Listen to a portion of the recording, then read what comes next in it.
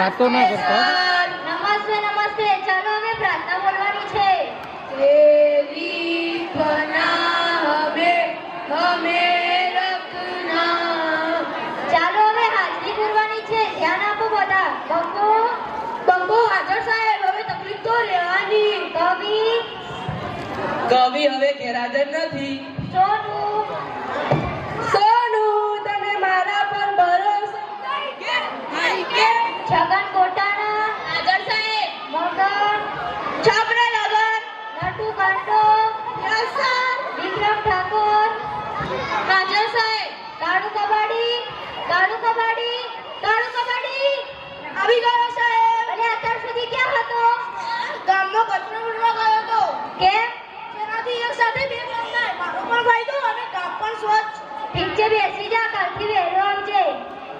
ચાલો હવે કસરત કરવાની છે. એક સાથે ઊભા થાવ.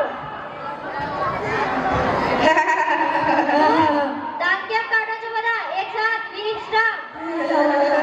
અરે કસરત કરતા નથી આવડતું? ના સાહેબ, અમને એમાં સમજણ ન પડે. અમને ઢીલા 10 ને વજન બમમાં જ સમજણ પડે. ઠીક છે, હું ચમનલાલ માસ્તર બળબલાને સીધા ડોર કરી દઉં. એક સાથ 1000 પંપ. એક સાથ ઢીલા 10. એક સાથ 1000 પંપ. એક સાથ ઢીલા 10. એક સાથ બેસી જાઓ. અલ્યા તમે અલગથી કેમ બેસી જાઓ? ચાલો કાલે કવિતા તૈયાર કરી લાવો. કવિતા તું કોને કરી છે? સાહેબ બોલું? બોલ વિક્રમ. હાથમાં છે વિસ્કી ને આંખોમાં પાણી. બેવફા સનમ તને બહુ મહેરબાની. બેસ બે બાબા સનમવાળી. ચાલો બીજા કોને કરી છે? સાહેબ બોલું? બોલ છગન. ગલી ગલીના રસ્તાઓ ચાલી, જીઓ રે બાહુબલી. હવે બેસ બાહુબલી વાળી. ચાલો બીજા કોને આવડે છે? સાહેબ હું બોલું? બોલ કાળુ. પોચમાં કે ને પગ મારા દુખે, મોડું થાય તો માથું મારું દુખે. હવે બેસ વાંચવા વાળી. કોને સાચી કવિતા આવડતી જ નથી ને? ચાલો બીજા કોને આવડે છે? સાહેબ મને આવડે છે. બોલું? બોલ સોનુ. ગોપાલ મારો પારણીએ ઝૂલે. જો આને કહેવાય કવિતા. બાહુબલી વાળાઓ, ચાલો હું તમને થોડા પ્રશ્નો પૂછું, તેના સાચા જવાબ આપો. પહેલો સવાલ: સૂરજ ક્યાંથી ઉગે છે અને ક્યાં આથમે છે? સાહેબ બોલું? બોલ નાટુ. સોમા કાકાના ઘરેથી, પંકજ કાકાના ઘરેથી, જયંતિ કાકાની ગાડીએથી જીઓના ટાવર પાસે જઈને આદમી જાય છે. જે બેસી જા અને ટોપી સરખી કર. ચાલો બોલું? બોલ કાળુ.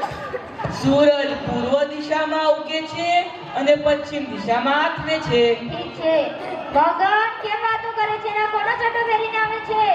મારા બાપાનો. કેમ તારા બાપાનો? મારા બાપા સવારે મારો ચડ્ડો પહેરીને નોકરીએ જતા રહ્યા, એટલે હું એમનો ચડ્ડો પહેરીને આવી ગયો. આ બેસી જા અને કાલથી તારો ચડ્ડો પહેરીને આવજે. ચાલો પછીનો સવાલ: સૌથી મોટો વાર કયો? સાહેબ બોલું? બોલ કાકા. સાહેબ જમણવાર. કેમ? તને તો જ્યાં હોય ત્યાં ખાવાની જુજે છે. પછીનો સવાલ: નર્મદા નદી ક્યાંથી નીકળે છે? કાળું નાકમાંથી. હવે બેસ તારા નાકમાં તો શેના લવડે છે. પછીનો સવાલ: દુનિયાના 3 ખંડોના નામ આપો. બોલું સાહેબ? બોલ સોનુ. લોખંડ, શ્રીખંડ અને પાટખંડ. અને એશિયા, યુરોપ અને અમેરિકા આવે. શિખંડ વાળો ન જોયો હોય તો? અલા છગન, કેમ કાન કાઢે છે ને તારા દાંત કેમ પીળા દેખાય છે? સાહેબ એમાં એવું હતું કે શાળાએ આવવાનું મોડું થતું હતું અને ઉતાવળમાં મીઠાની જગ્યાએ હળદર કસી નાખી. ઠીક છે, બેસી જા. મારું નામ છે ચમનલાલ માસ્તર. બલબલાને સીધા ડોર કરી દઉં. સાહેબ જાઉં? ખાસ લાગી છે. જા. સવારે ચાવા દાઢી હોય છે. જા. અલે ત્યાં કેમ જાય છે? સર્વિસ સ્ટેશનમાં જા. સર્વિસ સ્ટેશનમાં તો કંટાળો આવે. અસલી મજા તો ખુલ્લા મારી આવે. એ ખુલ્લાવાળી જાય છે કે બે આપું?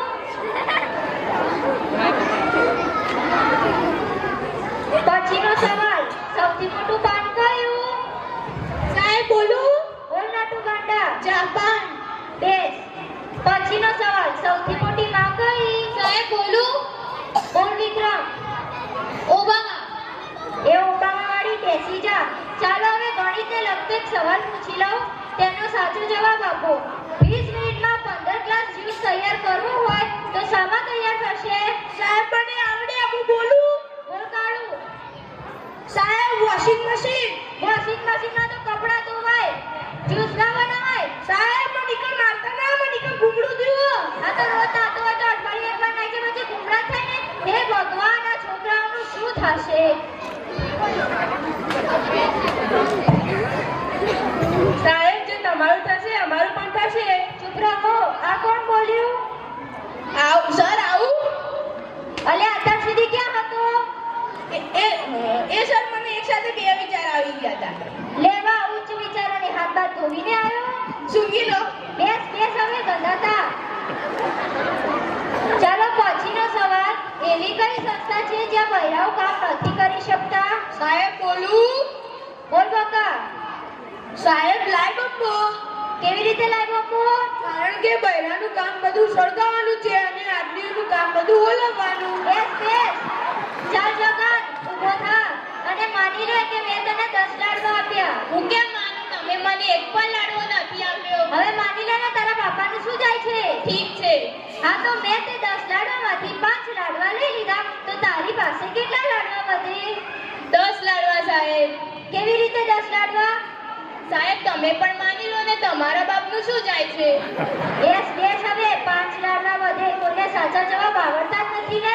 ચાલ સોનું, ઊભો થા. કાલે તારી પાસે ગુજરાતીની ચોપડી મંગાવી હતી, તું લાવ્યો કે નહીં? સાહેબ મારા પપ્પા વાડીએ જઈને બોલે, સોનું તને